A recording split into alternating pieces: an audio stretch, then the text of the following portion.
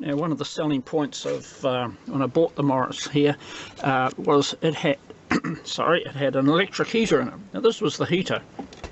It was mounted up underneath the parcel tray like that, in the middle, there, and it made little funny noises like it was working. That's your wires. I've cut the wires to disconnect it, but it just did not throw out the heat. It was absolutely useless. The Cobra and I went to Dunedin in the car and absolutely froze, and that was going the whole time.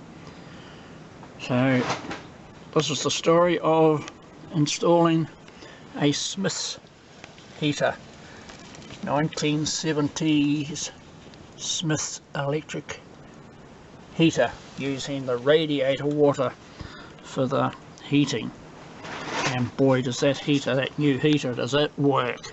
The old one, I should say, not this thing. However, I might have a use for that in my train room, running it off the 12-volt system on the layout. But as I said, it was tucked up under the parcel tray.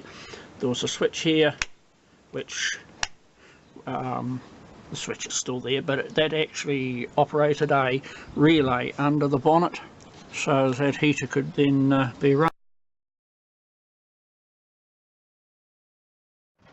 Right, now that switch turned that little relay on. All disconnected at the moment. Those wires there are the ones I showed you just a minute ago. So those are the other two. I've bypassed it, so I don't need it. I will remove that and plug up the little holes. Then I'll probably go in and pull all that other wiring out. But no, nice looking little heater, but absolutely useless.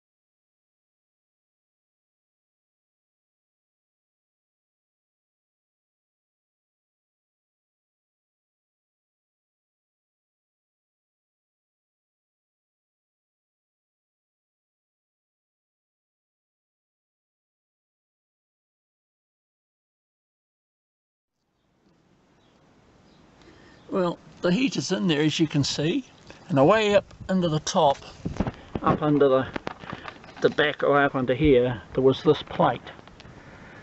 It was a blank off plate, and it was easy enough to drop it down and then bolt the heater in. It became very, very easy actually. When I cleaned the heater up, there was a couple of little spots, I think one's there, where it was rusted through, been lying in the dirt sort of thing. Now,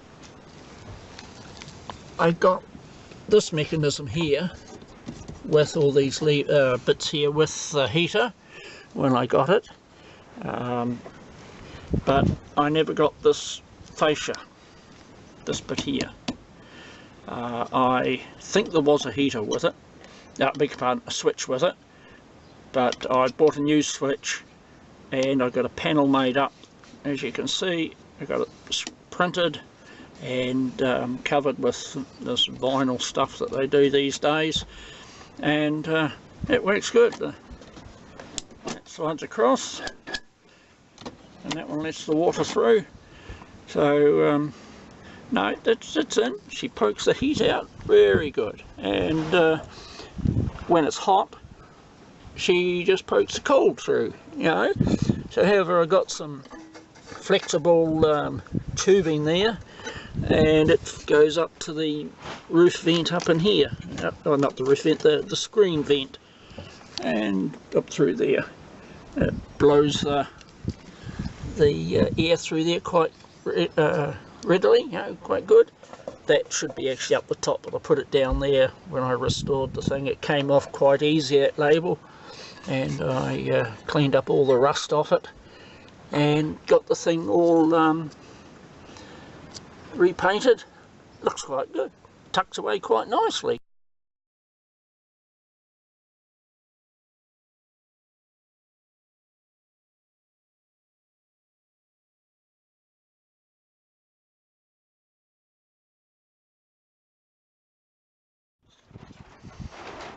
Now that's the second valve that I've got on it. It looks a bit more sturdier.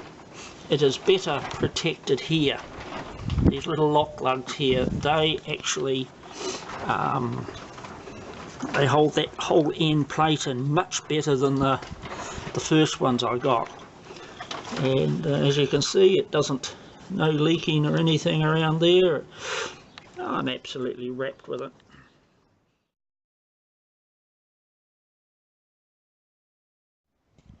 And that's the offending, the valve that almost cooked the motor of the car.